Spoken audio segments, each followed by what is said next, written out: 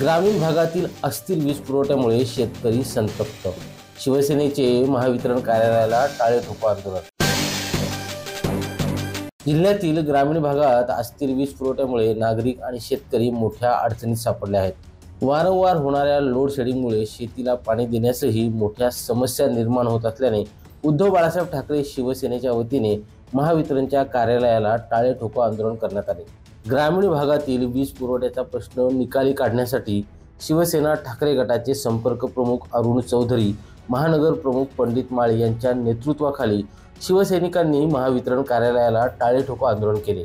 या आंदोलनादरम्यान कार्यकर्त्यांनी शासनाविरोधात जोरदार घोषणाबाजी करत महावितरणच्या ढिसाळ कारभाराचा निषेध केला। वारंवार तक्रारी करूनही महावितरण प्रशासनाकडून ठोस उपाययोजना न केल्यामुळे शेतकरी हताश झाले आहेत। सुरेश सुतार, संवाद मराठी लाईव्ह, नंदुरबार।